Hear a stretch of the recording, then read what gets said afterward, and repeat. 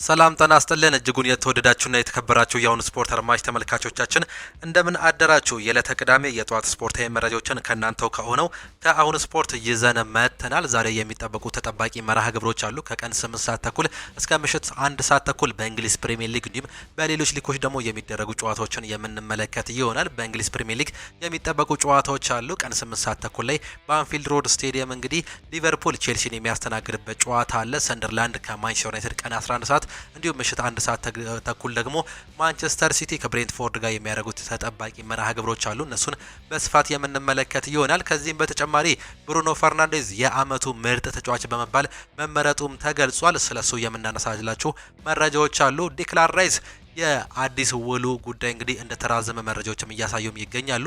በአርሰናል ቤት እነዚህንና ሌሎች በርካታ መረጃዎችንም እንዲሁ የምናጋራቸውም ይሆናል። የሪያል ማድሪድ የተደባደቡ ተጫዋቾች ቅጣት እንደተጣለባቸውም እየተገለጸም ይገኛል። እነዚህንና ሌሎች በርካታ ስፖርታዊ መረጃዎችን ከእናንተው ከሆነው ከአሁን ስፖርት ይዘን መጥተናል። እስከ መጨረሻው ድረስ ከኛ ጋር እንድትቆዩ እየጋበዝን እኛ ቀጥታ ወደ ፕሮግራሞቻችን አለፈን። የ36ኛ ሳምንት የእንግሊዝ ፕሪሚየር ሊግን ጨምሮ በርካታ ሊጎች ዛሬ የሚመለሱም ይሆናሉ። አምስቱም ታላላቅ ሊጎች ዛሬ ጨዋታቸውን የሚያደርጉ ነው የሚሆኑት። በእንግሊዝ ፕሪሚየር ሊግ 5 ያክል ጨዋታዎች የሚደረጉ ሲሆን ከቀን 8 ሰዓት ተኩል እስከ ምሽት 1 ሰዓት ተኩል የሚጀምሩ ጨዋታዎች አሉ። በተለይም በአንፊልድ ስቴዲየም ሊቨርፑል ከቼልሲ ጋር የሚያደርጉት የቀን 8 ሰዓት ተኩል ጨዋታ እጅግ በጣም ተጠባቂው ጨዋታ ነው። ቼልሲ ያለፉትን 6 የእንግሊዝ ፕሪሚየር ሊግ ተከታታይ ጨዋታዎችን ነው የተሸነፈው። ይህን ጨዋታ የሚሸነፍ ከሆነ ከ72 ዓመታት በኋላ እንግዲህ መጥፎ ታሪክ የሚሰብርም ይሆናል። ከሊቨርፑል ጋር ከሜዳቸው ውጪ በአንፊልድ የሚያደርጉት ጨዋታ ደግሞ እጅግ በጣም ከባድ ነው የሚያደርግባቸው። በተለይም እንግዲህ አሰልጣኝ ኤንዞ ማሬስካን ካሰናበቱ በኋላ ሊያም ሮዚኔርን አምጥተውም ነበር። ሊያም ሮዚኔርም እንግዲህ ከ4 ወራት በኋላ መሰናበታቸውንም ተመልክተናል። አሁን ሰዓት ላይ እንግዲህ ኬቴከርነት ነው የሚገኘው። ቼልሲዎች ይህን ጨዋታ ምናልባትም ከሜዳቸው ውጪ ከባድ ፍልሚያ እንዲሁ የሚያደርገውም ይሆናሉ። ሊቨርፑሎች በአውሮፓ ሻምፒየንስ ሊግ ቦታቸውን ለማረጋገጥ ይህን ጨዋታ ማሸነፍ ከቻሉ እንግዲህ በዚህ ሳምንት የሚያረጋግጡም ይሆናሉ። ካለፉት 5 ጨዋታዎች በ3ቱ ድል በ2ቱ ሽንፈት ያስተናገዱት ሊቨርፑሎች ይህን ጨዋታ ምን ያህል ለውጥ እያሳያሉ የምንመለከተው ይሆናል። በተለይም ያለፈውን ጨዋታ እንግዲህ በኦልትራፎርድ ከማንቸስተር ዩናይትድ ጋር ያደረጉትን ጨዋታ 3-2 በሆነ ውጤት ተሸንፈውም ነበር። እጅግ ደርቢ በሚመስለው በእነዚህ ሁለቱ ክለቦች መካከል የተደረገውን ጨዋታ በማንቸስተር ዩናይትድ እንዲሁ ድል መጠናቀቁን ተከትሎ እንግዲህ የዛሬው ጨዋታ ግዴታ ማሸነፍ ውስጥ እንገባለን ሲሉ በርካቶቹም እየገለጹም ይገኛሉ። በታሪክ በተገናኙበት ጊዜ 82 ጊዜ ሊቨርፑል ያሸነፈ ሲሆን 66 ጊዜ ደግሞ ቼልሲ አሸንፏል። 49ን በአቻ ውጤት ነው ማጠናቀቅ የቻሉት። የመጨረሻ 5 የእርስ በርስ ግንኙነታቸውን ስንመለከት ከ5ቱ 3ቱን ሊቨርፑል ያሸነፈ ሲሆን የመጨረሻውን 2ቱን ጨዋታዎች ግን በቼልሲ አሸናፊነት ነው መጠናቀቅ የቻለው። የመጀመሪያውን ዙር ጨዋታ እንዲሁ ቼልሲ 2-1 አሸንፈው እንደነበር የሚታወሰም ጉዳይ ነው። ዛሬ ግን ይህ አይጠበቅም። በተለይም ቼልሲ ተከታታይ ሽንፈቶችን ነው እያስተናገደ የሚገኘው። በእንግሊዝ ፕሪሚየር ሊግ እንኳን 6 ተከታታይ ሽንፈቶችን እንዲሁ ማስተናገድም ችሏል። በዚህም የተነሳ ነበር እንግዲህ አሰልጣኝ ሊያም ሮዚኔር መሰናበትም የቻሉት። ኬርቴከሩ ማክፋረርም እንግዲህ በአሁን ሰዓት ላይ 2 ተከታታይ ሽንፈቶችን ነው እንዲሁ ማስተናገድም የቻሉት። በዛሬው ጨዋታ ላይ የማይገኙ የሁለቱ ክለቦች ተጫዋቾችን ስንመለከት ሙሐመድ ሳላህ በዛሬው ጨዋታ ላይም እንደማይገኝ እየተገለጸም ይገኛል። በቀጣዩን ጨዋታ የመገኘት እድሉ ጠባብ ነው። ነገር ግን ምናልባትም በመጨረሻው ጨዋታ ላይ እንግዲህ ሊገኝ የሚችልበት እድል እንዳለ መረጃዎች እያሳዩም ይገኛሉ። በክረምት እንደሚለቅ የታወቀው የግብፁ ፈርዖን የሆነው ሙሐመድ ሳላህ ምናልባትም የመጨረሻው ጨዋታ ላይ ከተገኘ ለሊቨርፑል እንዲሁም ለሱ እጅግ ጥሩ ያደርገዋል። መለያቸውን እንዲሁ አሪፍ እንደሚሆን እንደሚጠበቅ ነው የሚገለጸው። ሌላኛው ከጁቬንቱስ ጋር ስሙ እየተያዘ የሚገኘው አሊሰን ቤከር በዛሬው ጨዋታ ላይ እንደማይገኝም ተገልጿል። ሁጎ ኢኪቲኬ በጉዳት ምክንያት የዚህ ዓመት መጠናቀቁ ለሱ ተገልጿል። ከዚህ በፊት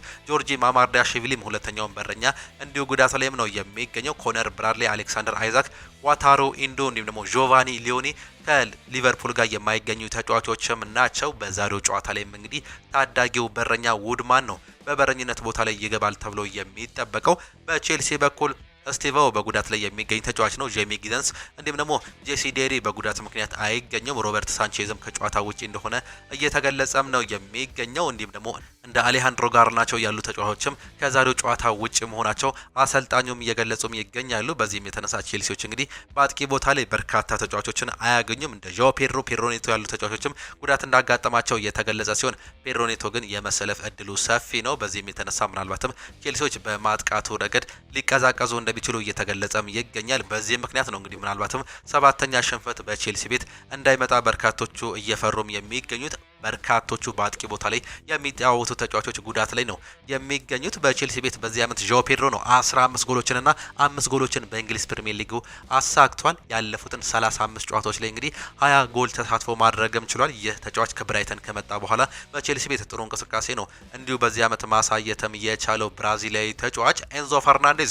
8 ጎልና 3 አሲስት ያስመዘገበ ሲሆን ኮል ፓልመር 9 ጎልና 1 አሲስት፣ ፔድሮ ኔቶ ደግሞ 5 ጎልና 4 አሲስት በማስመዝገብ በቼልሲ ቤት በዚህ ዓመት እንግዲህ ኮከብ ጎል አግቢነት ውስጥ እንዲሁ የሚጠቀሱ ተጫዋቾችም ናቸው። በሊቨርፑል ቤት ሁጎ ኤኪቲኬ 11 ጎልና 4 አሲስት ያስመዘገበ ሲሆን ሙሐመድ ሳላህ 7 ጎልና 6 አሲስቶችን አስመዝግቧል። ኮዲ ጋክፖ ደግሞ 7 ጎልና 5 አሲስት፣ ዶሚኒክ ሶቦስላይ 6 ጎልና 5 አሲስት በማስመዝገብ እንግዲህ የሚጠቀሱም ተጫዋቾችም ናቸው። ይህ ጨዋታ በሁለቱም ክለቦች መካከል እንዲሁ እንዲጠበቅም ያደርገዋል። በተለይም እንግዲህ ቼልሲዎች ከአውሮፓ ቻምፒየንስ ሊግ መሰናበታቸው እንዲሁም ደግሞ እንደማይገቡ ተረጋግጧል። በዩሮፓ ሊጉ ቦታን ለማግኘት አሁን ላይ እንግዲህ ተፈተፈ እያሉም ነው የሚገኙት። ሊቨርፑል ደግሞ ይህን ጨዋታ የሚያሸንፍ ከሆነ በአውሮፓ ቻምፒየንስ ሊጉ እንደሚቆየም የሚያረጋግጥ ይሆናል። ይህም በቼልሲና በሊቨርፑል መካከል የሚደረገው ጨዋታ እንዲጠበቅ የሚያደርገው ዋነኛው መንስኤ ነው። ሌላኛው ሰንደርላንድ ከማንቸስተር ዩናይትድ ጋር የሚያደርጉት ተጠባቂ መርሃ ግብርም አለ። ማንቸስተር ዩናይትድ ከሜዳቸው ውጪ ወደ ስታዲየም ኦፍ ላይት በመሄድ ነው ይህን ጨዋታ የሚያደርገው። በአውሮፓ ቻምፒየንስ ሊጉ እንደሚሳተፍ ያረጋገጠው ሊቨርፑልን አሸንፎም ነበር። ይህን ጨዋታ ደግሞ በማሸነፍ ሶስተኛነቱን ቦታውን ላለመልቀቅ እንዲሁ የሚታገልም ይሆናል። ማንቸስተር ዩናይትድ በተለይም ሊቨርፑልን ካሸነፈ በኋላ እንግዲህ ጥሩ እንዲሁ መንቀሳቀስ እንዳለባቸው ከዛም በኋላ አሰልጣኙ እየገለጹም ይገኛሉ። ምንም እንኳን በአሁኑ ሰዓት ላይ የ6 ነጥብ ልዩነት ቢኖራቸውም ከሊቨርፑል ጋር ይህን ጨዋታ የሚያሸንፉ ከሆነ እንግዲህ ሶስተኛ ደረጃነታቸውን እንዲሁ የሚያረጋግጡም ይሆናሉ።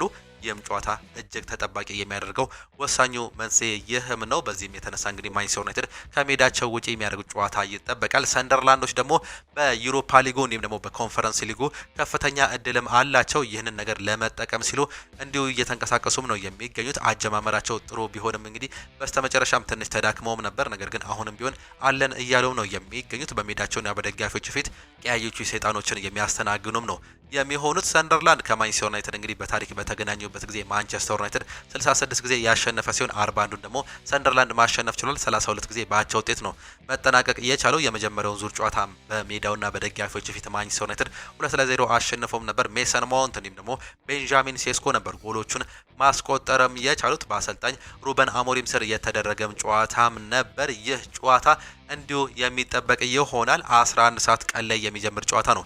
የ36ኛ ሳምንት መርሃ ግብር። በዚህ ጨዋታ ላይ እንደ ባላር እንዲሁም ደግሞ ትራውሬና ሙዱሌ የመሳሰሉ ተጫዋቾች እንግዲህ በሰንደርላንድ በኩል እንደማይገኙ እየተገለጸም ይገኛል። በማንቸስተር ዩናይትድ በኩል ቤንያሚን ሴስኮ እንዲሁም ደግሞ ማቲያስ ዳሊት ናቸው በጉዳት ምክንያት የማይገኙት። ሊሳንድሮ ማርቲኔዝ ከቅጣት በኋላ በዛሬው ጨዋታ ላይ እንዲሁ እንደሚሰለፍም ያረጋግጣል።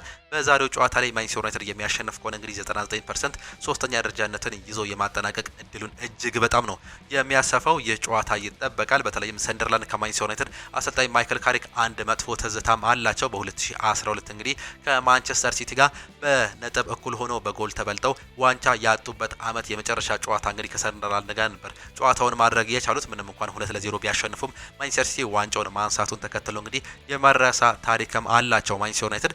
ይህ ሁሌም በህይወቴ ያለው መጥፎ ታሪኬ ነው ሲሉ አሰልጣኙ አረጋግጠዋል። ነገር ግን ይህ ጨዋታ አሁንም ቢሆን እንዲሁ ለማሸነፍ ነው የምንገባው። አሁንም ቢሆን ምንም መዘናጋት አንፈልግም። አንዳንድ ተጫዋቾችን ግን ለውጥ ልናደርግ እንችላለን እያሉም ይገኛሉ። ብሩኖ ፈርናንዴዝ እንግዲህ ምናልባትም የሚቀጥሉትን 3 ጨዋታዎች ላይ አሲስት በማድረግ የአሲስት ሪከርዱን ይሰብር ይሆን? አሁንም የሚጠበቅ ጉዳይ ነው። በተለይም ያለፉትን ተከታታይ 2 ጨዋታዎች ላይ እንግዲህ ግሩም ኳሶችን መስጠትም ችሎ ነበር። ነገር ግን የአጥቂ ስፍራ ተጫዋቾች እንደ አማድ ዲያሎ ወይም ደግሞ ቤንጃሚን ሴስኮ ያሉ ተጫዋቾች ኳሱን መጨረስም አልቻሉም። በአሁኑ ሰዓት ላይ ግን ለሱ እንፋለማለን እያሉም ይገኛሉ። በአሁኑ ሰዓት ላይ 19 አሲስቶች ላይ ደርሷል። ከኬቨን ዴብሬኔ እንዲሁም ደግሞ ቴሪ ዳንኤል ሄነሪ ጋር እንግዲህ እኩል ለመሆን አንድ ይቀረዋል። 2 የሚያደርግ ከሆነ ደግሞ ታሪኩን የሚጋራም ይሆናል። በእንግሊዝ ፕሪሚየር ሊግ ብቻ ሲሆን በአውሮፓ ታላላቅ ሊጎች ነው እንግዲህ መጋራት የሚችለው 21 አሲስት ላይ የሚደርስ ከሆነ በአውሮፓ ታላላቅ ሊጎች ቶማስ ሙለር ብቻ ነው 21 አሲስቶችን በማድረግ ታሪክ የያዘው። ይህንንም ሪከርድ ለመስበር እንግዲህ ከፍተኛ እድል ያለው ተጫዋች ነው። ይህ ብሩኖ ፈርናንዴዝ 8 ጎሎችንም በዚህ ዓመት ማሳካትም ችሏል። በአጠቃላይ 27 የጎል ተሳትፎ ነው በዚህ ዓመት ማድረግም የቻለው። ቤንያሚን ሴስኮ 11 ጎልና 1 አሲስት ያስመዘገበ ሲሆን ብሪያን ምቤሞ 9 ጎልና 3 አሲስት አስመዝግቧል። ይህ ተጫዋችን ከጉዳት ከተመለሰ በኋላ ጎሎች ላይ ተሳትፎ እያደረገም አይገኝም። ማቲያስ ኩኛ በተመሳሳይ 9 ጎልና 2 አሲስት ያስመዘገበ የማንቸስተር ዩናይትድ ተጫዋች ነው። ኤንዞ ሊፊ 4 ጎልና 5 አሲስት እንዲሁም ደግሞ ብሪያን ብሮቢ 6 ጎልና 1 አሲስት አስመዝግቧል። ግራኒት ዣካ 1 ጎልና 6 አሲስት ያስመዘገቡ የሰንደርላንድም ተጫዋቾችም ናቸው። ይህም ጨዋታ የሚጀምረው 11 ሰዓት ነው። ሌላኛው በተመሳሳይ 11 ሰዓት የሚጀምረው የፉላምና የበርንማውዝ ጨዋታ ይጠበቃል። በርንማውዝ ያለፉትን 15 ጨዋታዎች በእንግሊዝ ፕሪሚየር ሊግ አልተሸነፈም። ወይ አቻ ይወጣል ወይ ደግሞ ያሸንፋል። ይህም እንግዲህ በዚህ ዓመት ድንቅ እንቅስቃሴ እያደረገም ነው የሚገኘው በአሰልጣኝ አንዶኒ ኢራኦላ ስል አሰልጣኝ አንዶኒ ኢራኦላ እንግዲህ ምናልባትም በአውሮፓ እንዲሳተፍ አድርገው ይለቁት ይሆን የምንመለከት ይሆናል። በአውሮፓ ሊጉ እንዲሁም ደግሞ በኮንፈረንስ ሊጉ የመሳተፍ ከፍተኛ እድልም አለው። በርንማውዝ 6ኛ ደረጃ ላይ ነው የተቀመጠው። ሌላኛው እንዲሁ በኮንፈረንስ ሊግ መሳተፍ እድል ያለው ፉላም 11ኛ ደረጃ ላይ የተቀመጠ ሲሆን የነጥብ ልዩነታቸው 4 ብቻ ነው። በዩሮፓ ሊግም የመሳተፍ እድል አለው ፉላም። በዚህም የተነሳ በርንማውዝ እንግዲህ 2 ጨዋታዎችን የሚያሸንፍ ከሆነ ይህንን የማረጋገጥ እድሉ እንዲሁ እየሰፋም የሚሄድም ነው የሚሆነው። ይህን ጨዋታ ምናልባትም ከሜዳቸው ውጪ በክራቨን ኮቴጅ ጨዋታቸውን የሚያደርጉ ሲሆን ከፉላም ጋር የሚያደርጉ ጨዋታም ተጠባቂ ነው። ፉላም ያለፈውን ጨዋታ በአርሰናል 3-0 እየተሸነፈ ሲሆን በርንማውዝ ደግሞ በሜዳው ክሪስታል ፓላስን 3-0 አሸንፎም ነበር። በርንማውዝ አሁንም እንግዲህ እንዲጠበቅ የሚያደርገው ዋነኛው መንስኤ ያለፉትን ተከታታይ 15 ጨዋታዎች አለመሸነፉ ነው። በዛሬው ጨዋታ ላይ እንግዲህ በሁለቱም ክለቦች መካከል የማይገኙ ተጫዋቾች አሉ። በፉላም በኩል አሌክስ ዮቢ፣ ስሚዝሮ ወይም ደግሞ ሴሲኒዮን የመሳሰሉ ተጫዋቾች በጉዳት ምክንያት አይገኙም። በበርንማውዝ በኩል እንደ አሌክስ ሄሚኔዝ እንዲሁም ደግሞ ጀስቲን ክላይቨርት፣ ሉዊስ ኮክ እና ጁሊዮ ሶለር የመሳሰሉ ተጫዋቾች በጉዳት ምክንያት እንደማይገኙ ነው የተገለጸው። በፉላም በኩል ሃሪ ዊልሰን 10 ጎልና 6 አሲስት ያስመዘገበ ሲሆን ራውል ሄሚኔዝ 9 ጎልና 3 አሲስት አስመዝግበዋል። ጁኒየር ክሩፒ በበርንማውዝ በኩል በዚህ ዓመት ድንቅ አቋሙን እያሳየ ሲሆን 12 ጎል ላይ ደርሷል። ታቫርኔር 6 ጎልና 4 አሲስት፣ ኢቫኒልሰን ደግሞ 6 ጎልና 1 አሲስት ያስመዘገቡ ተጫዋቾችም ናቸው። ሌላኛው ብራይተን ኤንድ ሆቭ አልቢዮን ከወልቨርሃምፕተን ጋር የሚያደርጉት የአሜክስ ስቴዲየም ተጠባቂ ጨዋታም ነው የሚኖረው። በአሜሪካን ኤክስፕሬስ ኮሚኒቲ ስቴዲየም የሚደረገው ጨዋታ በተመሳሳይ 11 ሰዓት ላይ የሚጀምርም ይሆናል። ወራጅ ቀጠና ላይ የሚገኘው መውረዱን ያረጋገጠው ወልቨርሃምፕተን ከሜዳቸው ውጪ የሚያደርጉት ጨዋታ የሚጠበቅ ሲሆን ብራይተን ኤንድ ሆቭ አልቢዮን ደግሞ በአሁኑ ሰዓት ላይ እንግዲህ በዩሮፓ ሊግ ለመሳተፍ የሚያደርገውን ጥረት እየተመለከትን እንገኛለን። እጅግ በጣም የሚገርመው እንግዲህ በዚህ ዓመት በእንግሊዝ ፕሪሚየር ሊጉ ማን ዋንጫውን ያነሳል፣ ማን በሶስተኛ ደረጃነት ይወድቃል፣ እንዲሁም ደግሞ በኮንፈረንስ ሊጉና በዩሮፓ ሊጉ ማን ይሳተፋል የሚለው እስካሁን ድረስ አልለየም። ከበርንማውዝ ከ6ኛ ደረጃነት እስከ 12ኛ ደረጃነት የሚገኙት እስከ ሰንደርላንድ ድረስ ማለት ነው እጅግ ከፍተኛ እድልም አላቸው። እነ ኒውካስል ዩናይትድ በኮንፈረንስ ሊጉ እንዲሁ የመሳተፍ ከፍተኛ እድል ያላቸው ክለቦችም ናቸው። በአጠቃላይ እንግዲህ ወደ 7 የሚጠጉ ክለቦች በኮንፈረንስ ሊግና በዩሮፓ ሊግ ማን ይሳተፋል የሚለውን እስካሁን ድረስ አልለየም። ግን 3 ጨዋታዎች ብቻ ነው በእንግሊዝ ፕሪሚየር ሊግ የሚቀሩት። ይህም ጨዋታ እንግዲህ በብራይተን በሜዳውና በደጋፊዎች ፊት የማሸነፍ ግዴታ ውስጥ ገብቶ የሚያደርገው ጨዋታ ነው። ሌላኛው ማንቸስተር ሲቲ ከብሬንትፎርድ ጋር በሜዳቸውና በደጋፊዎች ፊት ጨዋታቸውን የሚያደርጉም ይሆናሉ። ማንቸስተር ሲቲዎች ምሽት 1 ሰዓት ተኩል ላይ ነው ይህን ጨዋታ የሚያደርጉት። ብሬንትፎርድ ከሜዳቸው ውጪ ወደ ኢታድ ስቴዲየም ሄደው የሚያደርጉት ጨዋታ ነው። ማንቸስተር ሲቲ ያለፈውን ጨዋታ እንግዲህ ሳይጠበቅ ሲመራ ቆይቶ በስተመጨረሻም 3 ጎል ተቆጥሮበት ከዛም ወደ አቻ መምጣቱን እናስታውሳለን። በሂል ዲኪንሰን ከኤቨርተን ጋር ባደረጉት ጨዋታ ምናልባትም በዚህ ዓመት ዋንጫውን የሚያጡት ከሆነ ይህን ጨዋታ ይረሱታል ብዬ አልገምትም። አሰልጣኝ ፔፕ ጋርዲዮላ እጅግ የተበሳጩበት ጨዋታ እንደሆነ በርካቶቹም ያነሳሉ። ነገር ግን በስተመጨረሻም 1 ነጥብ ይዘው መውጣትም ችለውም ነበር። ይህን ጨዋታ ወደ ማሸነፍ ግዴታ ውስጥ ገብተው ነው የዛሬውን ጨዋታም የሚጀምሩት። ምሽት 1 ሰዓት ተኩል ላይ የሚደረግ ጨዋታ ነው። በታሪክ በተገናኙበት ጊዜ ማንቸስተር ሲቲ 14 ጊዜ ያሸነፈ ሲሆን ብሬንትፎርድ 8 ጊዜ አሸንፏል። ሁለቱን በአቻ ውጤት ነው ማጠናቀቅ እየቻሉት። ካለፉት 5 ጨዋታዎች እንግዲህ ማንቸስተር ሲቲ 4ቱን ያሸነፈ ሲሆን አንዱን በአቻ ውጤት ነው ማጠናቀቅ የቻሉት። የቅርብ ታሪክ የበላይነትም አላቸው ማንቸስተር ሲቲዎች። በማንቸስተር ሲቲ ቤት እንደ ሩበን ዲያዝ፣ ሮድሪና ግቫርዲዮል የመሳሰሉ ተጫዋቾች በዛሬው ጨዋታ ላይ እንደማይገኙ የተገለጸ ሲሆን በብሬንትፎርድ በኩል ካፒቴኑ ጆርዳን ሄንደርሰንን ጨምሮ ሪኮ ሄነሪ እንዲሁም ደግሞ ካርቫሊዮ የመሳሰሉ ተጫዋቾች በጉዳት ምክንያት የማይገኙ መሆናቸው እየተገለጸም ይገኛል። ኤርሊንግ ብሮት ሃላንድ 25 ጎሎችንና 7 አሲስቶችን በዚህ ዓመት አስመዝግቧል በ35 ጨዋታዎች።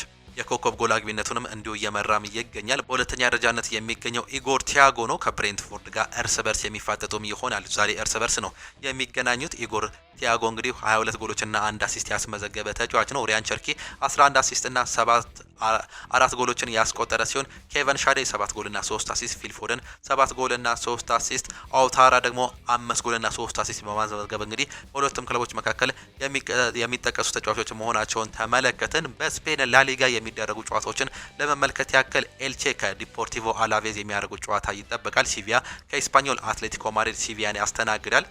አትሌቲኮ ማድሪድ ሴልታ ቪጎን ያስተናግዳል። ሪያል ሶሲዳድ ከሪያል ቤቲስ እንዲሁ የሚጠበቅ ጨዋታ ነው። በጣሊያን ሴሪ 3 ያክል ጨዋታዎች ናቸው የሚደረጉት። ካግሌሪ ከዩዲኔዜ ጋር ይጫወታሉ።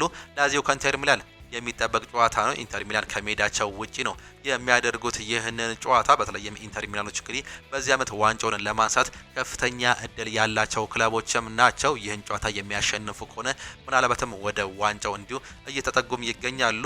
ናፖሊ እንግዲህ ከኢንተር ሚላን ያላቸው የነጥብ ልዩነት 12ም ደርሷል። ይህም ጨዋታ የሚያሸንፉ ከሆነ እንግዲህ የሚያረጋግጡም ነው የሚሆኑት ኢንተር ሚላኖች። ከላዚዮ ጋር ከሜዳቸው ውጪ የሚያደርጉት ጨዋታ ተጠባቂም ጨዋታ ነው። ሊቼ ከጁቬንቱስ እንዲሁ ተጠባቂው ሌላኛው ጨዋታ ነው። በጀርመን ቡንደስሊጋ 5 ያክል ጨዋታዎች የሚደረጉ ሲሆኑ ኦግስበርግ ቦሩሲያ ሞንቸግላድባን ያስተናግዳል። ሄዴኒየም ከቨርደር ብሬመን ሲጫወቱ ስቱትጋርት ከባየር ሊቨርኩሰን እንዲሁ ይጫወታሉ። አርቢ ሌፕዚግ ከሳይንት ፓውሊ እንዲሁም ደግሞ ወልፍስበርግ የቡንደስሊጋውን አሸናፊ ባየር ሙኒክን እንዲሁ የሚያስተናግዱም ነው የሚሆኑት። እነዚህ እንግዲህ ዛሬ የሚጠበቁ ጨዋታዎች ናቸው። እንድታዩም እንጋብዛችኋለን።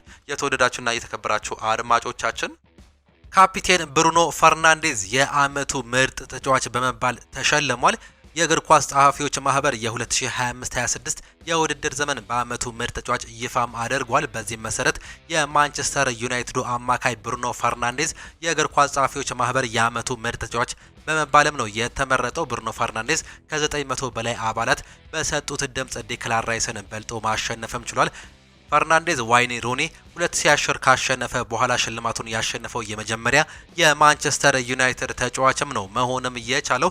እነማን ከ1 እስከ 3 ወጡ የሚለውን ስንመለከት ብሩኖ ፈርናንዴዝ እንደነገርናቸው በአንደኛ ደረጃ ላይ የተቀመጠ ሲሆን የአርሰናሉ ተጫዋች ዴክላን ራይስ በሁለተኛ ደረጃ ላይ ተቀምጧል። ኤርሊንግ ብሮት ሃላንድ ሶስተኛ ደረጃ በመሆን ያጠናቀቁ ተጫዋቾችም ናቸው። እነዚህ ሶስቱ ተጫዋቾች እንግዲህ በእንግሊዝ ፕሪሚየር ሊግ የአመቱ ምርጥ ተጫዋች በመባል በማህበሩ ጸሐፊዎች ማህበር እንግዲህ እንዲሁ ይፋ የተደረገም ነገር ነው። ሌላኛው የ2025-26 የውድድር ዘመን የእንግሊዝ ፕሪሚየር ሊግ የወሩ ምርጥ ተጫዋች እንዲሁም አሰልጣኞች ይፋም ተደርጓል። በዚህ መሰረት የኖቲንጋም ፎረስቱ የፊት መስመር ተጫዋች የሆነው ሞርጋን ጊብስ ዋይት የወሩ ምርጥ ተጫዋች ሽልማትን ማሸነፍም ችሏል። ይህ ተጫዋች እንግዲህ ከቼልሲ ጋር በነበራቸው ጨዋታ ከሮበርት ሳንቼዝ ጋር ከባድ ግጭት አጋጥሞት እንዲሁ ከሜዳ ተቀይሮ መውጣቱን ተመልክተናል። በዩሮፓ ሊጉም እንዲሁም ቤንች ላይ ተቀምጦ ተመልክተነውም ነበር። ከባድ ጉዳት ነበር ያጋጠመው። ይህ ተጫዋች የወሩ ምርጥ ተጫዋች በመባልም አሸንፏል። ሞርጋን ጊብስ ዋይት በወሩ በ5 ግቦች ላይ ተሳትፎ ማድረጉም የሚታወስም ጉዳይ ነው። ሌላኛው አሰልጣኝ ፔፕ ጋርዲዮላ በበኩላቸው የወሩ ምርጥ አሰልጣኝ በመባል መመረጣቸው ነው የሰማነው። ፔፕ ጋርዲዮላ በወሩ ያደረጓቸው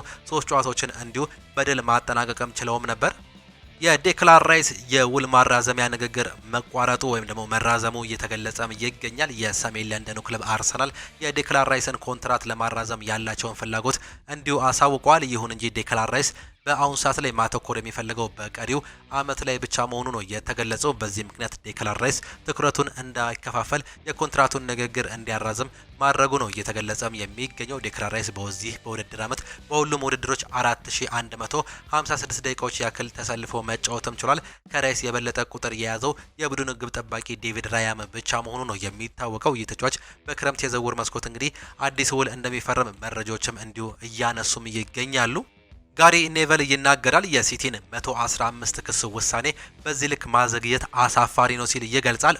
ራይት ደግሞ ነፃ ነው ከተባለ ዝም ብለን ልናሳልፍ ነው ወይ ብሎም ይጠይቃል። የቀድሞ ተጫዋቾች ጋሪ ኔቨል የማንቸስተር ሲቲ 115 ክሶች ውሳኔ መዘግየቱ ያሳፍራል ሲልም እንዲሁ ይጠይቃል። ጉዳዩ እስካሁን መፍትሄ አለማግኘቱ ለእግር ኳስ ያሳፍራል ያለው ጋሪ ኔቨል የውሳኔው መዘግየት ቅሌት ነው ሲልም ነው የሚገልጸው። በተለይ ኤቨርተን እንዲሁም ደግሞ ኖቲንጋም ፎረስትን በፍጥነት የቀጡበት መንገድ ፍትሃዊ እንዳልሆነ አሳይቷል ሲልም ይገልጻል። የቀድሞ የአርሰናል ተጫዋች የሆነው ራይት በበኩሉ ማንቸስተር ሲቲ ነፃ ነው ከተባለ ዝም ብለን ልናይ ነው ወይ ብሎም ይጠይቃል። አክሎም የምናወራው ስለ 5 ወይም ደግሞ 106 ክስ አይደለም 115 ክስ ነው ሲል እንዲሁ ይናገራል። ይህም አሳፋሪ ሲልም መግለጹን ነው የሰማ ነው።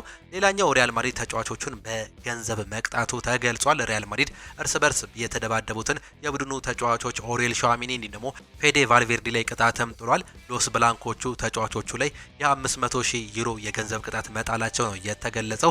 በይፋም እንዲሁ ማስታወቃቸው የተገለጸ ሲሆን ከዚህ በፊት ክለቡ ምንም አይነት ስፖርታዊ ዲሲፕሊን ቅጣት እንዳላስተላለፈም የተነገረም ጉዳይ ነው። ሌላኛው ጆዜ ሞሪኒዮ ለመመለስ ንግግር እንደጀመሩ ይገለጻል። ሪያል ማድሪድ አሰልጣኝ ጆዜ ሞሪኒዮን ወደ ክለቡ ለመመለስ በአሁኑ ሰዓት ላይ ንግግር እያደረጉም ይገኛሉ። ፖርቹጋላዊ አሰልጣኝ ጆዜ ሞሪኒዮ እቅዳቸው ለሪያል ማድሪድ ማቅረባቸውም ተሰምቷል። የክለቡ ፕሬዝዳንት ፍሎሬንቲኖ ፔሬዝ በበኩላቸው የመጨረሻ ውሳኔውን እያጤኑ እንደሚገኙም ይገለጻል። ጆዜ ሞሪኒዮ በቤኔፊካ ደስተኛ ቢሆንም ሪያል ማድሪድ ለመቀላቀል ግን ፈቃደኛ ናቸውም ተብሏል። ሎስ ብላንኮቹ ከውሳኔ ከደረሱ የጆዜ ሞሪኒዮ ኮንትራት ለማፍረስ ለቤኔፊካ 3 ሚሊዮን ዩሮ ይከፍላሉም ተብሏል። ይህም በቅርቡ ሊሆን እንደሚችል ነው እየተገለጸም የሚገኘው። ሊዮኔል አንድሬስ ሜሲም ይናገራል። ሽንፈት እንዴት እንደሆነ አላውቅም ሲል ያስታውሳል። አርጀንቲናው ኮከብ ሊዮኔል አንድሬስ ሜሲ ሽንፈትን አይምሮ መጥላቱን አሁን ላለበት ስኬት እንዳበቃው ነው የሚገልጸው። በየትኛውም ቦታ ቢሆን ማሸነፍን እወዳለሁ ያለው ሊዮኔል አንድሬስ ሜሲ በቪዲዮ ጨዋታ እንኳን ልጆቼ እንዲያሸንፉኝ አልፈቅድላቸውም ሲል እንዲሁም ይናገራል። አሁን ያሉኝ ስኬቶች እንዳሳካ ያደረገኝ እሱ ነው የሚለው ሊዮኔል አንድሬስ ሜሲ የሽንፈትን ምንነት አላውቀውም፣ ይህ ደግሞ እኔን ሰርቶኛል ሲልም ነው የሚናገረው። ከክርስቲያኖ ሮናልዶ ጋር የነበረውን ስፖርታዊ ፍክክር ሲገልጾም ውብ ነበር ሲል የተናገረ ሲሆን ከክርስቲያኖ ሮናልዶ ጋር ሁልጊዜም ጥሩ ግንኙነትም ነበረኝ፣ ውብ ጊዜም አሳልፈናል። ከሱ ጋር ጥሩ ግንኙነት እኔም ደግሞ ጥሩ ፍክክር ነበረን፣ እጅግ በጣም የምወደውም ነገር ነው ሲል ሀሳቡን መስጠቱን ነው የሰማ ነው። የተለያዩ አሰልጣኞች እንግዲህ ከጨዋታ በፊት ጋዜጣዊ መግለጫም ሰጥተውም ነበር። ከትላንት በስቲያ አሰልጣኝ ማይክል ካሪክ መስጠታቸውን ተመልክተንም ነበር። በዚህ ሰዓት ደግሞ ማለትም ትላንትና አሰልጣኝ ሚኬል አርቴታ እንዲሁም ደግሞ አርኔ ስሎትና ፔፕ ጋርዲዮላ እንዲሁ ጋዜጣዊ መግለጫም ሰጥተዋል። ከአርሰናል ጋር የነበሩ ጋዜጣዊ መግለጫዎችን በቅድሚያም እንመልከት። አሰልጣኝ ሚኬል አርቴታ ጁሊያን ቲምበር በዌስትሃሙ ጨዋታ አይኖርም ሲሉም ገልጿል። አርቴታ ሲቀጥሉ ከሜሪኖ እንዲሁም ደግሞ ቲምበር በቀር ሁሉም ተጫዋቾች ዝግጁ ናቸው ሲሉ ነው የገለጹት። ጁሊያን ቲምበር እንዲሁም ሚኬል ሜሪኖን ከውድድሩ ዓመቱ ማብቂያ በፊት ልንመለከታቸው እንችላለን ወይ ተብለው ተጠይቀውም ነበር። ሚኬል አርቴታ እኔ እንጃ አላውቅም፣ አሁን ብዙ የሚቀሩ ነገሮች አሉ፣ አሁን ገና ነው ሲሉም እንዲሁ መናገራቸውን ነው የሰማ ነው። የጁሊያን ቲምበር ሁኔታ አሁንም እንዳልተረጋገጠ መረጃዎች እያሳዩም ይገኛሉ። በተለይም በፍጻሜው ጨዋታ እንዲደርስ በርካቶቹም ስለሚፈልጉም ማለት ነው። ፒኤስጂን በአውሮፓ ሻምፒዮንስ ሊግ ፍጻሜ ስለመግጠምም ተጠይቀውም ነበር። የምናገኛቸው ቡድን ያለበት ደረጃም እናውቃለን። ፒኤስጂ ሆነ ባየር ሙኒክ እኛ ያላቸውን ጥራት እናውቃለን። ነገር ግን ጊዜው ሲደርስ ማድረግ ያለብንን እንደምናደርግ እርግጠኞች ነን። ለጨዋታው ዝግጁ መሆን ነው የሚጠበቅብን። ከባድ እንደሆኑም እናውቃለን። ነገር ግን ሁለቱም ክለቦች ተመሳሳይ ጥንካሬ አላቸው ሲሉ ነው እየገለጹ የሚገኙት። ሌላኛው የስቴዲየም ድባብ ተጫዋቾችን የተሻሉ ያደርጋቸዋል ተብለው ተጠይቀውም ነበር። ተጫዋቾቹ ከዚህ በፊት እንዲህ አይነት ስሜት በስቴዲየም ውስጥ ተሰምቷቸው እንደማያውቁ ተናግረዋል ሲሉም ገልጸዋል። አርቴታ ይቀጥሉና አሁን ሙሉ ትኩረታችን ወደ ዌስትሃሙ ማድረግም አለብን። ለፍጻሜው ለመዘጋጀት በቂ ጊዜ ይኖረናል። አሁን ግን ያለን ኃይል እንዲሁም ደግሞ ትኩረት ሁልጊዜ ዌስትሃም ጨዋታ ማድረግ እንዳለብን ተነጋግረናል ሲሉም ነው የሚገልጹት። አሰልጣኝ ሚኬል አርቴታ ለተጫዋቾች እንዲሁም ደግሞ ለደጋፊዎች ሀሳባቸውንም ሲሰጡ አብራቸው መገኘታቸውን ቀጥሉ፣ ዝግጁ ሁኑ፣ እንዲሁም ደግሞ በውድድር ዓመቱ ስናሳይ የቆየነውን ወይም ከዛ በላይ የተሻለ ረሃብ ኃይል እንዲሁም ደግሞ ፍላጎት አሳዩ ሲሉም ይገልጻሉ። አሁን ከምን ጊዜውም በተሻለ ይልቁንም ተቃርበናል፣ እንም አሁን የምናደርገውን እያንዳንዱ ነገር ተጽዕኖ ይኖረዋል ሲሉም ነው የሚገልጹት። አርቴታ ስለ ስኬሊ በዝርዝር ሲናገሩም እንግዲህ የእሱን ስሜቱን ለመረዳት ራሱን በሉዊስ ስኬሊ ቦታ መቀመጥ አለብኝ። እሱ ገና ከ21 ዓመት በታች ባሉ ጨዋታዎች ከ18 ዓመት ባሉ ጨዋታዎች የሚጫወት ወጣት ልጅ ነው። ነገር ግን እዚያም ቢሆን ብዙም ተሳትፎ አላገኘም። በተለየም ቦታ እየተጫወተም ነበር። ከዚያም ወደ ቡድኑ መጣና ከዚህ በፊት ተጫውቶ በማያውቀው ፍጹም የተለየ ቦታ መጫወትም ጀመረ። እሱ ልዩ ተጫዋች ነው። ሁሉም ስለሱ እያወሩም ነው የሚገኙት። ወደ ብሔራዊ ቡድኑ ሄዶ ተጫውቷል። ከዚያም ከቅድመ ውድድር ዘመን ተመልሷል። እናም ከዚያ በኋላ ምናልባትም ጀማሪ እንደማይሆን መገንዘብም ጀመረ። እነዚህ ስሜቶች እንዲሁም ደግሞ ጊዜያትን በትዕግስት ማለፍ አለብህ ሲሉም ነው የሚናገሩት። እናም አንተ ብቻ አይደለህም፣ በዙሪያ ያሉ ሰዎች ምክር እየሰጡህ እያበረታቱህም ነበር። ይህንን ሁሉ መቋቋም አለበት። እናም ቀላልም አይደለም። እሱ የሚሰማውን ነገር ተረድቻለሁ። ነገር ግን ለሱ ጥሩ ሊሆንም ይችላል። ነገር ግን በሌላ መንገድ ሲሄዱ ፈተናው ሌሎችን መውቀስ ይጀምራል ሲልም ነው የሚገልጸው። ያንን መረዳት መምራት ያንን መረዳት መምራት አመለካከቴን መስጠት እንዲሁም ደግሞ ለምን እንዳደረኩት ማስረዳት አለብኝ። ብዙ ጨዋታ ጊዜ አላገኘም ሲሉም ያነሳሉ። እናም አሁን ፉክክሩን ተረክቧል። ይህ ፉክክር ለሱ ለመጀመሪያ ጊዜም አይደለም። ነገር ግን የቡድኑ ሁኔታ መረዳት እንዲሁም ደግሞ ሁሌም ንቁ መሆን አለበት ብዬም አስባለሁ ሲልም ይገልጻሉ። ስለ ጁሊያን ቲምበር ሲናገሩ ምናልባትም ይህ ለመቋቋም ከባዱ ጉዳት ነው ሲሉም ነው የሚገልጹት። ተጫዋቾቹም ሆነ እኔም በግል ያን ያህል ጊዜ ይወስዳል ብለን አልጠበቅንም ነበር ሲሉ ስለ ጁሊያን ቲምበር እንዲሁ ይናገራሉ። ነገር ግን ያልተጠበቀ ከባድ ሆኖ እንዲሁ ቆይቷል ሲሉም ይገልጻሉ። ስለ ዲክላን ራይስም ሲናገሩ ራይስ ለአርሰናል የሚያበረታታው እንዲሁም ደግሞ እጅጉን ተጽዕኖ ፈጣሪም ተጫዋች ነው። ሲያየው የቆየው አቋም አስደናቂ ነው። ከመሪዎችን እንዲሁም ደግሞ ቁልፍ ተጫዋቾቻችን አንዱ ነው ሲሉ የገለጹ ሲሆን ስለ ቡካዮ ሳካ እንዲሁም ደግሞ ቤን ዋይት ጥምረትም ይናገራሉ። በብዙ ምክንያቶች በዘንድሮ የውድድር ዓመት አብረው የተጫወቱባቸው ደቂቃዎች በጣም አነስተኛ ናቸው። መመለሳቸው ለኛ ጠቃሚ ነው። አስደሳች ተግባቦትም አላቸው። ለብዙ ዓመታት አብረው ተጫውተዋል። ያንንም በአዎንታዊ መንገድ መረዳት ትችላለህ። በአሁኑ ሰዓት ላይ አብረውም እየተጫወቱ ይገኛሉ። ይህ ለውጥ ምናልባትም ሊፈጠር ይችላሉ ነው እየገለጹም የሚገኙት። አሰልጣኝ ሚኬል አርቴታ የራያ ብቃት እጅግ በጣም ጥሩ መሆኑን የገለጹ ሲሆን በመጀመሪያ ደረጃ እሱ እጅግ በጣም ጥሩ በረኛ እንደሆነም ግልጽ ነው። ክለቡ ከተቀላቀለበት ጊዜ ጀምሮ ያሳየው ወጥነት ሁሉም ከሚጠብቀው በላይ መሆኗል። በጣም ከፍተኛ ደረጃ ላይ እንደደረሰም አስባለሁ። እናም አንዳንድ ጊዜ አንዳንድ ድርጊቶች እንደ ተራ ይታዩ ይሆናል፣ ነገር ግን አይደሉም። በወሳኝ ጊዜያት ጠንካራ ግንኙነቶችን እንደ ቡድን አድርጓል። እጅግ በጣም ጥሩ እንቅስቃሴን እያደረገም ይገኛል። በጣም በጥሩ ሁኔታ መመልከታችንን እንቀጥል ሲሉ ነው አሰልጣኙ እንዲሁ በፕሬስ ኮንፈረንሳቸው የተለያዩ ሀሳቦችንም ያነሱት። አሰልጣኝ ኦሊቨር ግላስነር ክሪስታል ፓላስን ከማንቸስተር ሲቲ እንዲሁም ደግሞ አርሰናል ጋር ለሚያደርገው ቋሚ አሰላልፉን እንደሚያስተካክል እንዲሁም ለወሳኝ ተጫዋቾቹ እረፍት እንደሚሰጣቸው ነው የሚገልጹት። የቡድን ምርጫዎች የፕሪሚየር ሊጉ ላይ እንዲያተኩሩ እንዲሁም ደግሞ ለፓላስ የሚሻለውን ለማድረግ እንዳሰበ እንደሚሆን አጥብቆ የተናገረ ሲሆን ፓላስ በኮንፈረንስ ሊጉ ፍጻሜ የሌቭዚኩን ከመሄዱ በፊት 3 ቀናት በፊት አርሰናልን የሚያስተናግዱም ይሆናሉ። በዛ ጨዋታ ላይ በቤንች ሊገቡበት የሚችሉበት እድል እንዳለ ነው መረጃዎች እያሳዩ የሚገኙት። በአሁኑ ሰዓት ላይ በፍጻሜ መድረሳቸው ለነሱ ትልቅ ነገር መሆኑንም እንዲሁ ማንሳቸውንም ሰምተናል። ሌላኛው ሪያን ቸርኪም ይናገራል። ከፔፕ ጋርዲዮላ ጋር መስራት እጅግ በጣም አስደናቂ ነው። ምክንያቱም ፔፕ ከኔ ጋር በጣም የሚመሳሰል የእግር ኳስ አስተሳሰብም አለው። ሁልጊዜ ኳስን ተቆጣጥሮ መያዝ፣ ሁልጊዜ ማጥቃት መፈለግ፣ ሁልጊዜ ትርምስ መፍጠር ስለሚፈልግ ከሱ ጋር መስራት በጣም የተለየ ነገር ነው ሲልም ይቀጥላል። እንዲሁም ይቀጥልና ደግሞ እግር ኳስ ለኔ ህይወቴ ነው። በየቀኑ ስለ እግር ኳስ እናገራለሁ። ስለ እግር ኳስ ሳስብ አንድም ደቂቃ አያልፍም። ሜዳ ላይ ደካማ ብቃት ካሳየሁ እንቅልፍ አይወስደኝም። እግር ኳስ ህይወቴ እንዲሁም ደግሞ ለረጅም ጊዜ እንደማደርገው የምቆየው ሆነ ተስፋም አድርጋለሁ። በጣም የሚወደው ነገር ነው። በማንቸስተር ሲቲ መገኘቴ ደግሞ ለኔ ትልቅ ነገር ነው ሲለው ነው የተናገሩት። አሰልጣኝ ፔፕ ጋርዲዮላም እንግዲህ ጋዜጣዊ መግለጫም ሰጥተዋል። በተለይም ከዛሬው ጨዋታ በፊት ነበር ሀሳባቸውንም የሰጡት። ብሬንትፎርድ በጣም ጥሩ ቡድን ናቸው። ኪት አንድሬውስም ቶማስ ፍራንክን በመተካት ረገድ አስገራሚ ስራም ሰርቷል ሲሉ ስለ አዲሱ አሰልጣኝም ይናገራሉ። በተለይም በክረምቱ ቶማስ ፍራንክ ለቆ ኬት አንድሬውስ መቀበሉን ተከትሎ በዚህ ዓመት ያሳየው እንቅስቃሴ ድንቅ ነው። የተለያዩ ተጫዋቾችን ይሸጣሉ፣ በዛው ልክ ደግሞ የሚያሳድጓቸው እንዲሁም የሚጓዛቸው ተጫዋቾች ደግሞ ድንቅ እየሆኑ መጥተዋል ሲሉም ነው የሚገልጹት። ፔፕ ጋርዲዮላ ብሬንትፎርድ ድንቅ ነው ሲሉ ገልጾታል። ከኤቨርተን ጋር ነጥብ እየጣለው በሮድሪ አለመኖር ምክንያት አይደለም፣ ጎሎችን ያስተናገር ነው በስህተቶች ምክንያት ነው ሲሉም ይገልጻሉ።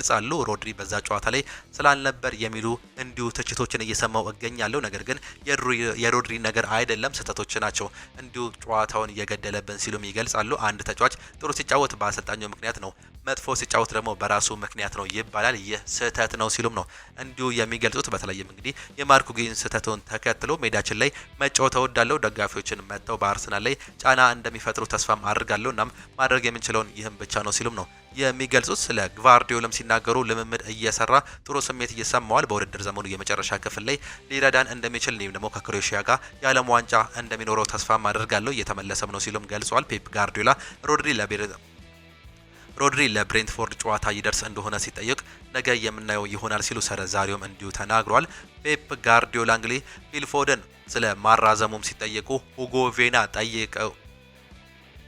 ሁጎ ቬናን ጠይቄው ነበር። እናም ከፊል ጋር ለመስማማት በጣም እየተቃረበው እንደሆነም ነግሮኛል። ፊል ፎደን ውሉን ማራዘሙ አይቀሬ ነው፣ ነገር ግን ገና አልተጠናቀቀም ሲሉም ነው የሚገልጹት። ፔፕ ጋርዲዮላ ጀርሚ ዶኩ በዚህ የውድድር ዘመን ብቃቱ እንዲጨምር ያደረገው ቁልፍ ነገር ምን እንደሆነ ሲጠይቁ አሰልጣኙ ሁልጊዜም ቢሆን ተጫዋቾች ጥሩ ሲጫወቱ ለአሰልጣኝ ምስጋና ይገባዋል፣ መጥፎ ሲጫወቱ ደግሞ በእነሱ ምክንያት ነው። እድገት በማሳየቱ በጣም ደስተኛ ነኝ።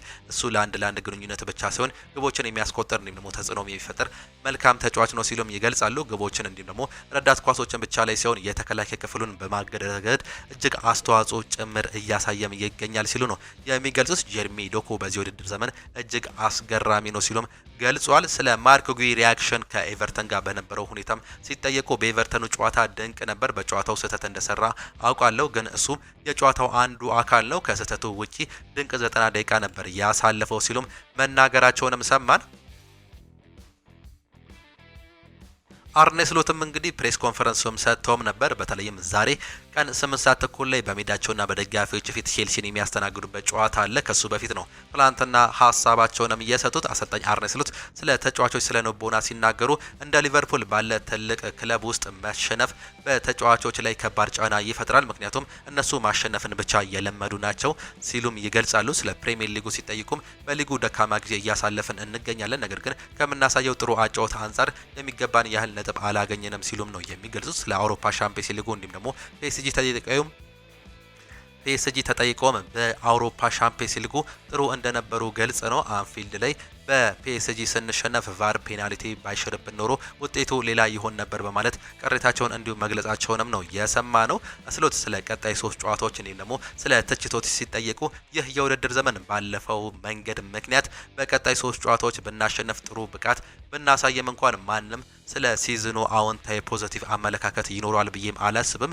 ቢያስብ ግን አንድ እድል ማግኘት አስፈላጊ ነው፣ ምናልባትም ያ ይበቃ ይሆናል ሲሉም ነው የሚገልጹት። በአጨዋወት ረገድ ነገሮች በተሻለ መንገድ ለማድረግ እየሞከርን እንገኛለን። አዎንታዊ ነገር ለቡድኑ በጣም አስፈላጊ የሆኑ ጥቂት ተጫዋቾች በዚህ ሳምንት መጨረሻ ወይም በሚቀጥለው ሳምንት መጨረሻ ወደ ሜዳ መመለሳቸው ጥሩ ያደርግልናል፣ እሱንም እንጠቀማለን ሲሉም ይገልጻሉ። 3 ድሎችን ማግኘት የሚሰነዘርብንን ትችት ዝም ሊያሰኝ አይችልም። ስለዚህ ለረጅም ጊዜ የሚዘልቅ ተከታታይ እንዲሁም ደግሞ ውጤት ብቃት ማሳየት ያስፈልገናል ሲሉም ይገልጻሉ። አሌክሳንደር አይዛክ ልምምድ ሰርቷል። ማማርዳሽቪሊ ለብቻው ልምምድም ጀምሯል። አሊሰንም ልምምድ ባይጀምርም ተመልሷል። ለቼልሲ ጨዋታ ከአይዛክ ውጪ ሌሎቹ አይደርሱም። አይዛክ ግን እስካሁን አልተረጋገጠም ሲሉ ነው የሚገልጹት። ስለ ቼልሲ ጨዋታ ሲናገሩ እንግዲህ ያለን መረጃ ትክክል ከሆነ ቼልሲዎች ይበልጥ ጠንካራ እንዲሆኑ የሚያደርጓቸው ጥቂት ተጫዋቾች ተመልሰውላቸዋል። ይህም ለነሱ ትልቅ ነገር ነው ሲሉ ነው ስለ ሪስ ጄምስ እንዲሁም ደግሞ ሌቪ ኮልዊል መመለሳቸውን ያደነቁት። ለአንድ ቡድን ብቻ ሳይሆን ለሁለቱም ቡድኖች ሁሉም አስቸጋሪ ጨዋታም ይሆናል። በቼልሲ በኩል ብዙ በጣም ጎበዝ ግለሰብ ተጫዋቾች አሉ፣ እኛም በጣም ብዙ የቡድን ስራ ይኖረናል ብለን ተስፋ እናደርጋለን ሲሉ መናገራቸውን እየሰማን ሲሆን ሁሉም አሰልጣኞች ስለ እግር ኳስ የራሳቸው ሀሳብ አላቸው። እነሱ ግን በውድድር ዘመን 3 አሰልጣኞች ይቀያይሯል። በውድድር ዘመናቸው 3 አሰልጣኝም ቀይረዋል። የአሁኑ አሰልጣኝ ማሬስካ ከሚያገኘው ነገር ጋር የቀረበ አጨዋወትም አለው። ስለዚህ እንዴት እንደሚጫወቱ በጣም ግልጽ የሆነ መነሳሳት እንዲሁም ደግሞ አይደንቲቲ አላቸው። ከነሱ ምን እንደሚጠበቅም ግልጽ ነው። ብዙውን ጊዜ በ3 ተከላካዮች ነው የሚጫወቱት ሲሉም እንዲሁ ይገልጻሉ። አሰልጣኝ አርኔ ስሎት ዝውውር ገበያው እንዲሁም ደግሞ በልምምድ ሜዳ ራሳችንን እናሻሽላለን ሲሉ የገለጸ ሲሆን በአንዳንድ አጋጣሚዎች ለተቃራኒ ቡድን የመልሶ ማጥቃት ካውንተር አታክ ተጋላጭ የምንሆንባቸው ጊዜዎች አሉ። በጣም ብዙ ጎሎችን አስተናግደናል ማለትም ባይሆንም ማንቸስተር ላይ ግን 2 ጎሎችን አስተናግደናል። ነገር ግን ተጋላጭ የሆንባቸው ነገሮች እሱ ብቻ አይደሉም፣ ብዙ ናቸው። ይሁን እንጂ ብዙ ጎሎችን ብናስቆጥር ነው ነገሮችን ያቃልለን ነበር ሲልም ይገልጻሉ። ከመመራት ወይም ደግሞ አቻ ከመሆን ይልቅ 1-0 መሪነት ጨዋታውን መቆጣጠርም ያስችላል። የቱ ጋር መሻሻል እንዳለብን በግልጽም ይታወቃል። ይህ ችግር ሙሉ የውድድር ዘመኑ በውጣ ውረድ ውስጥ ከማለፋችን ስንሞክር የቆየነው ጉዳይ ነው። በክረምቱም በቡድን ውስጥ የምንመለከተውም ይሆናል። መጀመሪያ በዝውውር ገበያው ከዚያም በልምምድ ሜዳ ላይ እንሰራበታለን ሲሉ ነው የገለጹት። በተለይም ከማንቸስተር ዩናይትድ ጋር 2-0 ሲመሩ ቆይተው ሁለታቸው ወጥተው 3-2 መሸነፋቸውን ተከትሎም ያነሱትም ሀሳብ ነው። አሰልጣኝ አርኔ ስሎት ይቀጥሉናም በትስስር ወይም ደግሞ እንዲሁም በስነ ልቦና ሜንታሊቲ መካከል ልዩነትም አለ። ስለ ትስስር ካወራን ለ6 ወይም ደግሞ 7 ወይም ደግሞ 8 ዓመታት አብረው የቆዩ ተጫዋቾች ለአንድ ትልቅ ይልቅ ጠንካራ ትስስር ሊኖራቸው መቻሉ አመክንዮ ነው። ስለ ልቦና ግን ባለፈው እሁድ እንዳሳየ ነው በተደጋጋሚ ወደ ጨዋታው ተመልሰን የምንመጣበት ጥንካሬም አሳይተናል። ውጤቱ 2-2 በነበረበት ወቅት ሶስተኛ ጎል እየገባንም ነገር ግን አልሆነም።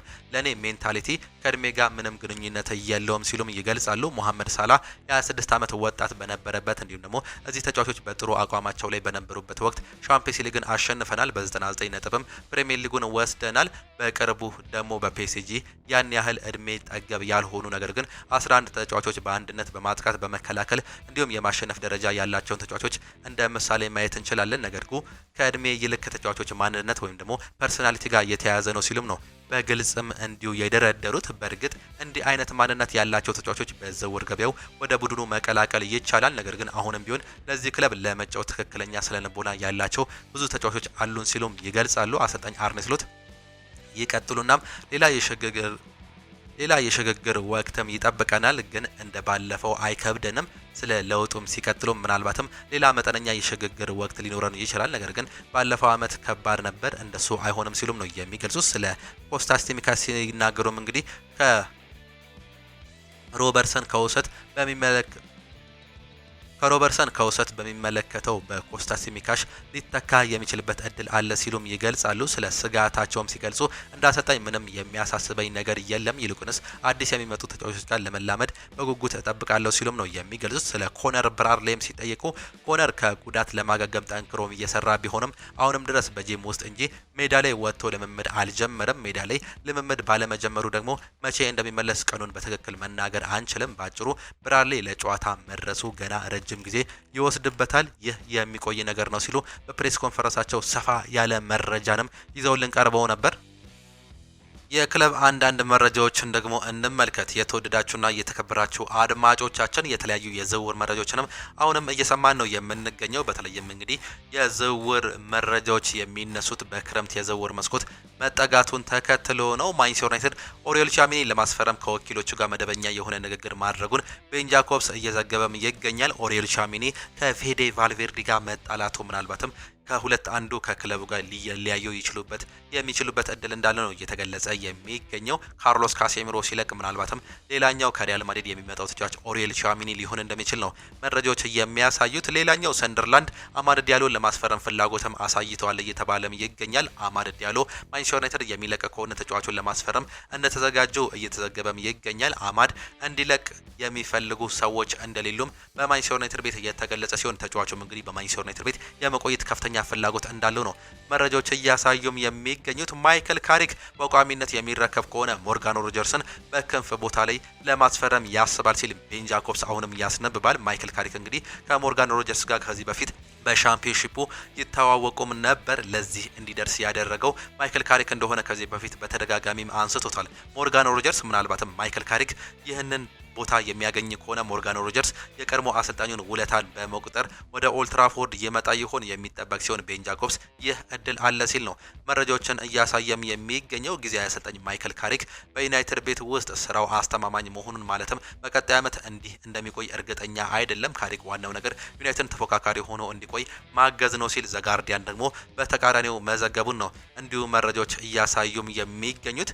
ከቪቻ ክቫራትስኬሊያ ስለ ጁሊያን ቲምበር ምስክርነቱን ሰጥቶም ነበር። በሙያ ካጋጠሙኝ ተከላካዮች ሁሉ እሱን ማለትም ጁሊያን ቲምበርን የመሰለ ከባድ ተከላካይ ገጥሞኝም አያውቅም ሲልም ይናገራል። እሱን አልፎ መሄድ በጣም አስቸጋሪ ነው። በአንድ ግንኙነት ላይ እጅግ በጣም ጠንካራ ተከላካይ ነው። ይህ ምስክርነት የቲምበር ብቃትና ለምን አርሰናል መሄድ እንዳለበት ያሳየ ነው ሲል እንዲሁም ይገልጻል። በፍጻሜው ጨዋታ ላይ ጁሊያን ቲምበር የመገኘት እድሉ በአሁኑ ሰዓት ላይ ሰፊ እንደሆነ መረጃዎች እንዳሳዩም ሰምተንም ነበር።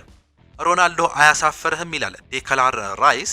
የአርሰናሉ የልብ ትርታ ዴክላን ራይስ ለፖርቹጋላዊ ኮከብ ክሪስቲያኖ ሮናልዶ ያለውን ትልቅ አድናቆት በመግለጹም ባለፈ ተጫዋቹ ለስኬታማነቱ እንደ ትልቅ መነሳሻ እንደሚከተለው ነው የሚገልጸው። ራይስ በወሳኝ ጨዋታዎች ላይ ሮናልዶ ስላለው ብቃት ሲናገር በትልልቅ መረጃዎች እንዲሁም ደግሞ ወሳኝ አጋጣሚዎች ላይ ውጤት ለማምጣት የገንዘብ ውርድር እንኳን ቢሆን 100% ሙሉ እምነትን የሚኖረኝ በሮናልዶ ላይ ብቻ ነው ሲልም ይገልጻል። በእነዚያ አስቸጋሪ ሰዓታት ውስጥ ፈጽሞ አያሳፍርም ሲልም ይናገራል። አማካዩ አክሎም የሮናልዶ የሜዳ ላይ ብቃት ብቻ ሳይሆን ተጫዋቹ ለዓመታት በከፍተኛ ደረጃ ላይ እንዲቆይ ያስቻለው ጠንካራ የስነ ምግባር እንዲሁም ደግሞ የማሸነፍ ጥማት ለራሱ እንደሆነ አሪያ የሚጠቀምበትም ጠቅሞታል ሲልም ይገልጻል። ምንም እንኳን የጨዋታ ቦታቸው የተለያየ ቢሆንም የሮናልዶ ፕሮፌሽናሊዝም እንዲሁም ደግሞ ስኬት ያለው ቁርጠኝነት ለወጣቶች አማካይ የሰውነት ዕለት ልምምድ መነሻ ሆኖታል ሲልም ነው እየገለጸ የሚገኘው። ይህ የራይስ ምስክርነት ሮናልዶ በተተኪው ትውልድ ስፖርተኞች ዘንድ ያለውን የማሸነፍ ተጽዕኖ መነሳሻም ይሆናቸዋል ሲልም ነው የሚገልጸው። ይህ የራይስ ምስክርነት ሮናልዶ በተተኪው ትውልድ ስፖርተኞች ዘንድ ያለውን የማሸነፍ ተጽዕኖ እንዲሁም ደግሞ በታላቅ ጨዋታዎች ላይ ያለውን የአዳኝነት ስም ወደ ያረጋገጠም ይሆናል ሲል እንዲሁ መናገሩን ነው የሰማ ነው። አርሰናል ወደ ዩኤፍኤ ሻምፒየንስ ሊግ ለፍጻሜ በመድረሱ ብቻ ከ18.5 ሚሊዮን ፓውንድ በላይ በአጠቃላይ እስከነ ቦነሱ ከ21 እስከ 22 ሚሊዮን ፓውንድ በላይ ሊያገኝ እንደሚችል መረጃዎች እያሳዩም ይገኛሉ። አርሰናል በዚህ ዓመት ከፍተኛ ገንዘብ እያገኘ እንደሚገኝ መረጃዎች በስፋትም ነው የሚያጋዩት። በቼልሲ በጥብቅ የሚፈልገው እንግሊዛዊ የክንፍ አጥቂ አንቶኒ ጎርደን በዚህ ክረምት ከኒውካስል መልቀቅ እንደሚፈልግ ዴሊ ሜል እየዘገበም ይገኛል። ሊቨርፑልን ጨምሮ እንግዲህ በርካቶቹ ይህን እንግሊዛዊ ይፈልጉታል። በተጨማሪም ኒውካስል ዩናይትድ ከአንቶኒ ጎርደን እስከ 90 ሚሊዮን ፓውንድ ድረስ እየጠየቁ እንደሚገኙ ስካይ ጀርመኒ እንዲሁም ደግሞ ፍሎሪያን ፕሌትስበርግ እየዘገቡም ነው የሚገኙት። ይህ ተጫዋች እንደ አይዛክ ሁሉ እንግዲህ የመልቀቅ ከፍተኛ ፍላጎትም አለው። ወዴት ይሄዳል የሚለው ግን እስካሁን ድረስ እንዳልተረጋገጠ ነው በቼልሲ ቤት የሚነገረው። ሌላኛው በቼልሲ ያለው እቅድ ማይክ ፔንደርሰን ወደ ክለቡ መመለስ እንዲሁም ደግሞ እሱን የመጀመሪያ ግብ ጠባቂ እንዲሆን እድል መስጠት እንደሆነ እንዲሁ ለው ቴሌግራፍ ላይ እየዘገበም ይገኛል። ሌሎች ተጫዋቾችም ስሙ ከዚህ ተጫዋች ጋር እንዲሁ እየተያዘም ነው የሚገኘው። የመመለስ እድሉም ሰፊ ነውም ተብሏል።